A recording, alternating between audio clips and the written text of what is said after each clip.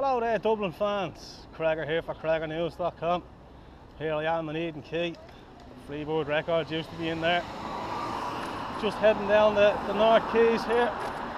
Another nice sunny day in summer in Dublin. Just going past the Murphy's Laughter Lounge there. That was one of the old cinemas in Dublin that was converted over. They're just building a new bridge on the right here for the Lewis. And we're heading down. Just a quick run down the North Quays. You can see Liberty Hall there in front of me there. That's the Dublin's tallest building. That used to be a hotel there before the Rising. And up to the Rising, the Irish Citizen Army was based in there. They had the munitions factory in there. The British levelled it during the Rising. But the boys rebuilt it afterwards. And Sipto there built their headquarters. It was built between 1961 and 1965. 16 stories high. Used to be Ireland's tallest building, but there's a couple of them in Cork now are actually taller. One of my favourite buildings in Dublin here now, and I said that before, the Custom House. That was the idea of John Beresford, who was the first Revenue Commissioner here in Ireland. And he commissioned John Gandon. Well, he commissioned Thomas Cooley first, but he died, so John Gandon got the job. That was built between 1781 and 1791.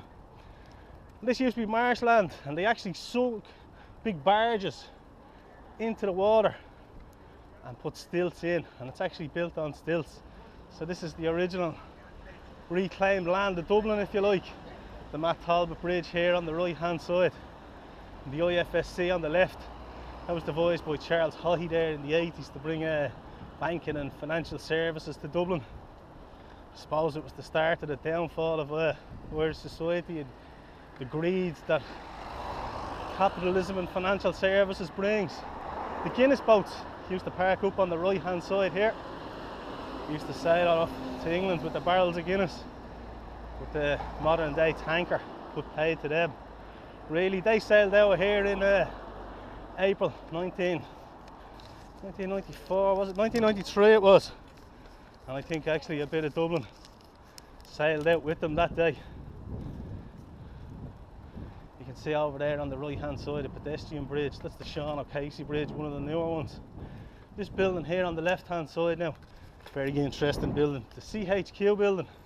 That was originally known as Stack A, and it was built as a tobacco store with wine vaults underneath. But the locals knew it as the banquet hall, because after the Crimean War they had a big banquet there for all the Irish soldiers that served in the Crimean War in the British Army. They got very little recognition, no army pensions in them days of course. So they had a massive banquet there. 4,000 people attended it, 3,000 ex-servicemen and 1,000 guests. The Lord Mayor Fergus Farrell, he had the idea of putting it on for them. That building was designed by John Rennie, who was a Scot.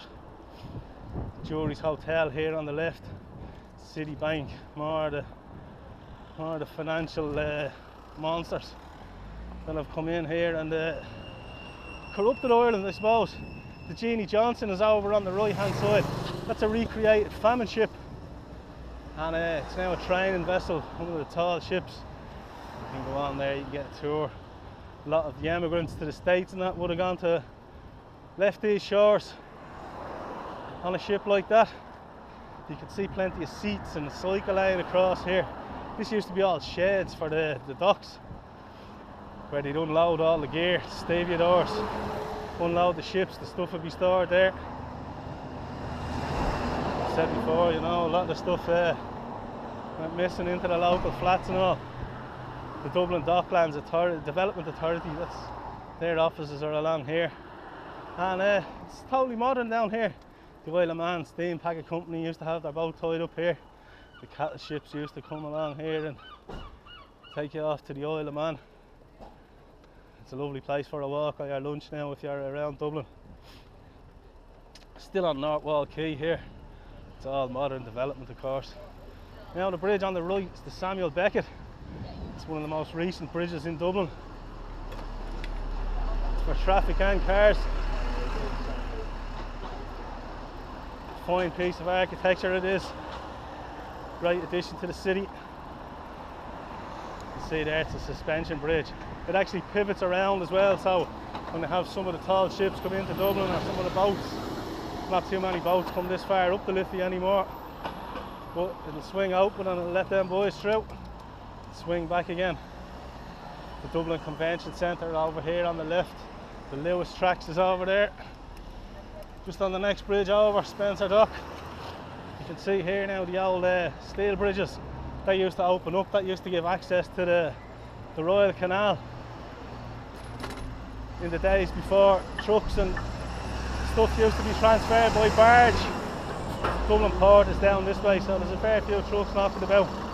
It's a busy enough old spot. You can see all the development on both sides of the river here. It's a nice place now these days. It used to be well run down in the days of old. The Killara, that's a restaurant there at the moment. Eamon Andrews famously had a restaurant along here on a ship. The lad of This Is Your Life fame. He was a Dublin native, and he used to have a restaurant along there. Here's the old Oil of Man Steel Packing Company. The buildings on the left here. As I said, they had that cattle boats tied up here. One of the few buildings that's left along here now. Nice old bit of red brick.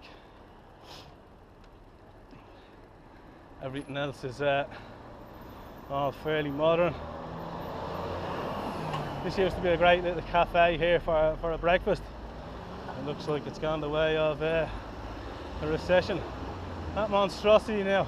That was supposed to be the new headquarters for Anglo-Irish Bank, who basically bankrupted the country. That's left derelict now. I believe the central bank has bought it over and is looking to move its headquarters in there. Probably bought it from Nama for a song. You'd wonder, did they want the whole thing to go pear-shaped so they could get a new headquarters? Maybe that's a bit of a cynical view. So it's nice and open down here. There's a couple of warehouses over there, but it's mostly all new buildings. As we come down here now, still further down, a few of the older buildings. There was a car company based in there for a while, and it's the further down we go, the less of the development really. Balance and McGrath used to be a great old pub in its day. Closed down here. Castle Forbes Road on the left hand side. You can see the wind picking up now as we get down towards the port, and it's fairly opens up. There used to be a tile shop here, and they've all moved out to industrial parks over on the outskirts of the city now. We're just coming up here now to the Point Depot on the left hand side. It's sold out and named itself after a phone company these days. That was one of the original warehouses in Dublin.